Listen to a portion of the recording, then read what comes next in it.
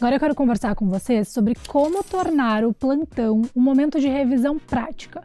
Será que eu consigo estudar os assuntos que eu tô vendo no plantão? Eu consigo encaixar isso no meu planejamento? Mesmo que você não tenha tempo de estudar durante o plantão, a gente conversou aqui algumas possibilidades de incluir os microlearnings, mas será que tem como eu incluir os estudos práticos da vida real ali, da medicina do dia a dia, na minha preparação para as provas de residência médica? Eu sou a Carolina, sou coordenadora da mentoria, sou dermatologista e vou te dar algumas dicas, conversar um pouco aqui com vocês sobre incluir esses estudos do plantão no nosso planejamento, na nossa rotina de estudos, rumo à sua aprovação na residência médica.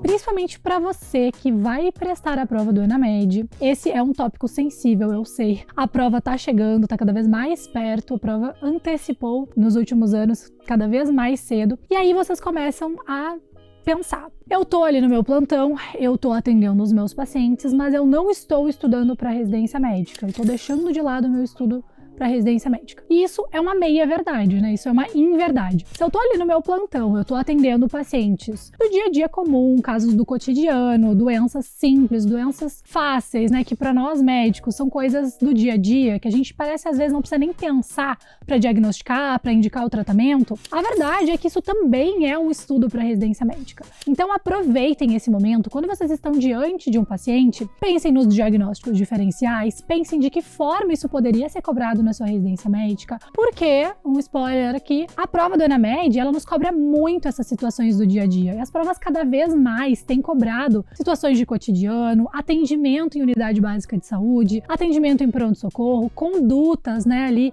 do nosso dia a dia como médicos. Então, o nosso momento de trabalho, muitas vezes não está dissociado por completo do nosso estudo para residência médica. E tem sim algumas formas da gente otimizar esse estudo, tem algumas formas da gente ali durante o plantão, durante o nosso trabalho, conseguir revisar esses casos. E aqui eu vou trazer para vocês, inclusive, algumas soluções que nós aqui da AFEA trazemos para vocês. Vou começar com um dos melhores amigos do médico. Se você ainda não tem o Whitebook, você precisa urgentemente ter, porque durante o seu plantão, durante os seus atendimentos ali, seja na UBS, no posto de saúde, seja numa clínica, até mesmo no meu consultório particular, eu uso todos os dias o Whitebook. A gente traz ali dentro do Whitebook soluções práticas para o nosso cotidiano como médico. Às vezes revisar a dose de algum antibiótico, tem diagnósticos diferenciais, tem condutas, tem tudo, absolutamente tudo que o médico precisa para conseguir conduzir, diagnosticar e tratar, principalmente os casos simples do dia a dia, os casos ali de cotidiano que vão aparecer no seu plantão e que, pasmem, podem aparecer na sua prova de residência médica. Cada vez mais a gente tem visto casos comuns, casos simples, condutas simples, orientações, às vezes até diálogo, né, com o paciente, orientação, boa comunicação, relação médico-paciente. Tudo isso a gente consegue revisar no Whitebook. E o Whitebook está na palma da nossa mão. Hoje em dia todo mundo tem acesso a um smartphone, todo mundo trabalha com acesso à internet e é muito fácil você revisar ali no Whitebook, às vezes até com o próprio paciente. O paciente está ali, você vai conversando com ele, você vai contando, olha, existem outras possibilidades de tratamento, a primeira linha de tratamento é o antibiótico X, mas a gente tem aqui no posto de saúde, liberado de forma gratuita, o antibiótico Y, ou às vezes revisar a indicação de vacinação.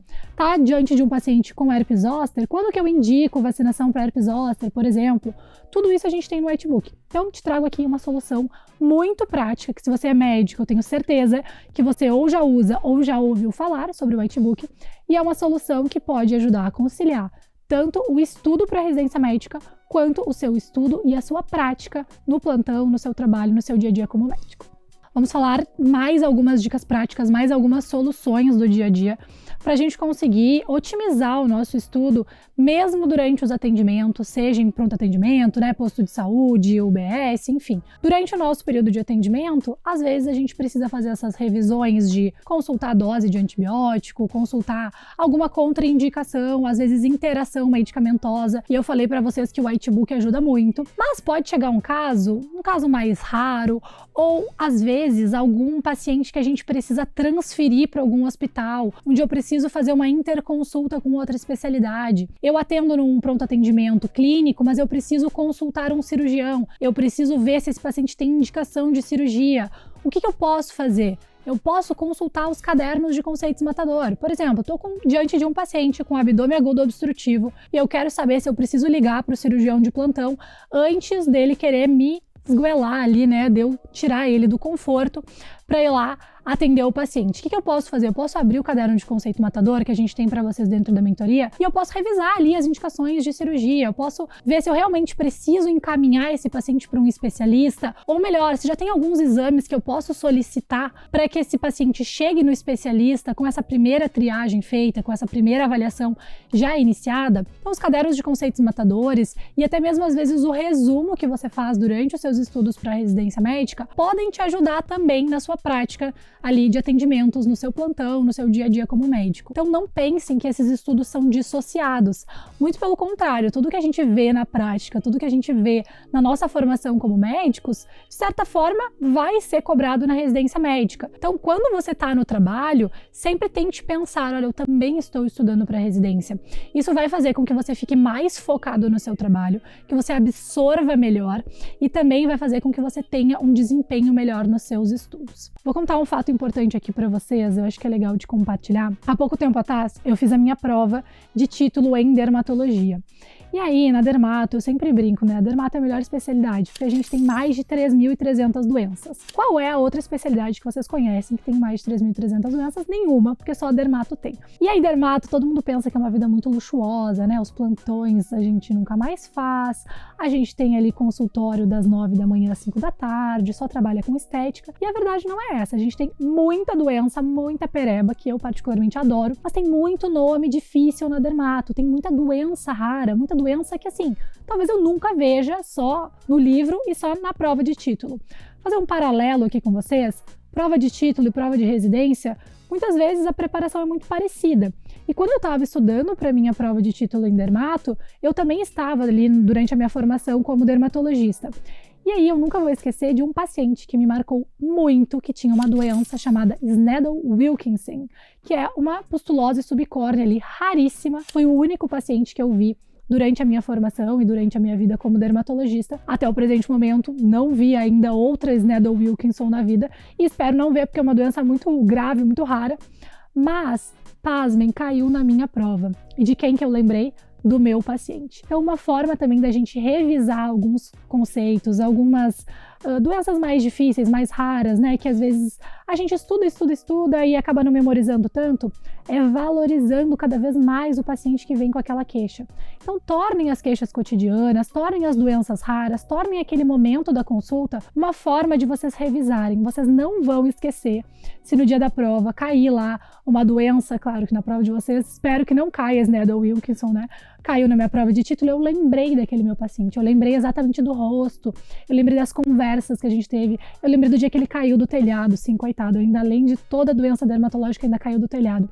E eu lembrei disso na minha prova, e eu acertei aquela questão, porque eu lembrei, fiz essa associação, fiz essa memorização. Então, quando você está atendendo os pacientes, lembrem, conversem com os pacientes, falem o nome do paciente, tentem extrair o máximo de informações. Isso vai ajudar vocês a reterem também aquele caso, aquela doença, aquele tratamento, aquela conduta que vocês tiveram e que isso vai ajudar vocês a revisarem esse conteúdo para a prova.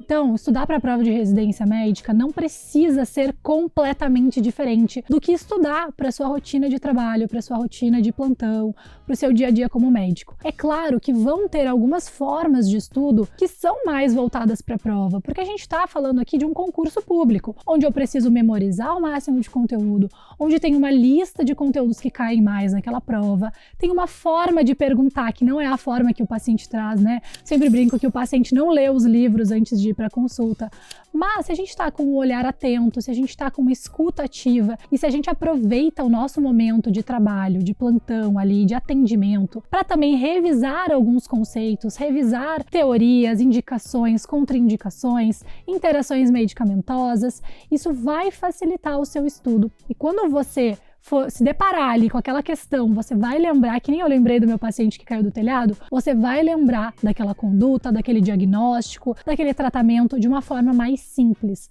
Então aproveitem esses momentos de trabalho também para, de certa forma, revisar esses conteúdos para sua prova de residência médica. Então, falamos um pouquinho sobre como otimizar aí os estudos durante o seu trabalho e a gente vai seguir conversando nessa temática de conciliar os estudos para a prova de residência médica com o seu trabalho, sua rotina de plantões. Eu vejo vocês na próxima.